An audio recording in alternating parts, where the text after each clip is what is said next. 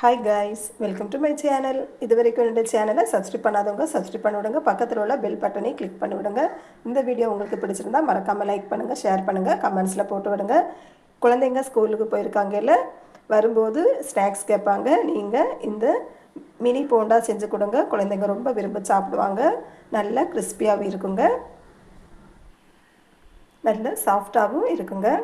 அதுக்கு ஒரு கப்பு மைதா மாவு எடுத்துருக்கீங்க, அரை கப்பு கடலை மாவு எடுத்துருக்கீங்க, கிறிஸ்பியாக இருக்கணும்னு 1/4 கப்பு அரிசி மாவு எடுத்துருக்கீங்க, பெரிய வெங்காயத்தை சின்ன சின்னதாக கட் பண்ணி வச்சுருக்கீங்க, மல்லி இலையும் சின்ன சின்னதாக கட் பண்ணி வச்சுருக்கீங்க, சின்ன சீரகம், இஞ்சி சின்னதாக கட் பண்ணி வச்சுருக்கீங்க, பச்சை மிளகாவையும் சின்னதாக கட் பண்ணி வச்சுருக்கீங்க. இது தாங்க நாம் மினி போண்டாக்கு எடுக்க போகிற பொருட்களை பார்த்துக்கோங்க.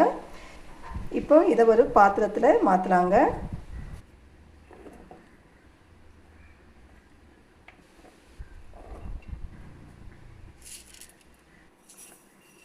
கை வச்சு நல்லா பிசைஞ்சு விட்டுக்கோங்க. ஃபஸ்ட்டு நீங்கள் தண்ணி சேர்க்கவே வேண்டாங்க. கை வச்சு உப்பு சேர்த்துக்கோங்க.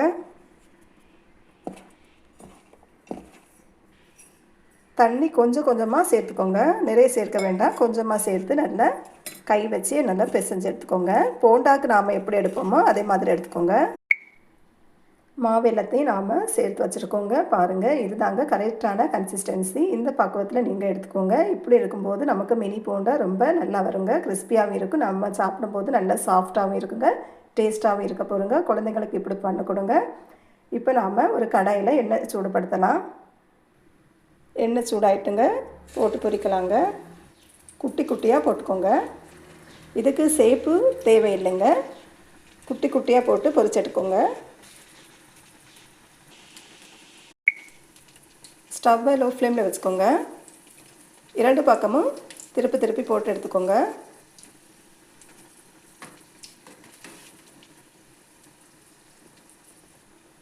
வாசனையும் நல்லா வருதுங்க. நீங்களும் இதே மாதிரி ட்ரை பண்ணி பாருங்கள். குழந்தைங்களுக்கு டீ காஃபி கூட இதை மாதிரி வச்சு கொடுங்க. மினி போண்டா ரொம்ப டேஸ்ட்டாக இருக்குங்க. 2 பக்கமும் திருப்பி போட்டு எடுத்துக்கோங்க. கலரும் நல்லா சேஞ்ச் ஆகிட்டுங்க, வாசனையும் நல்லா வருதுங்க. நீங்களும் இதே மாதிரி ட்ரை பண்ணி பாருங்கள்.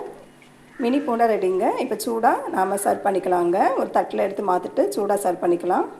மினி போண்டா ரெடி பண்ணிட்டோங்க. நீங்களும் இதே மாதிரி ட்ரை பண்ணி பாருங்கள். சாப்பிடும்போது நல்லா கிறிஸ்பியாகவும் இருக்குங்க, டேஸ்ட்டாகவும் இருக்குங்க.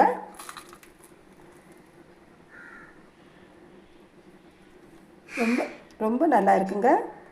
குழந்தைங்களுக்கு நீங்களும் இப்படி ட்ரை பண்ணி கொடுங்க. இந்த வீடியோ பிடிச்சிருந்தா மறக்காமல் லைக் பண்ணுங்கள், ஷேர் பண்ணுங்கள், கமெண்ட்ஸில் போட்டு விடுங்க.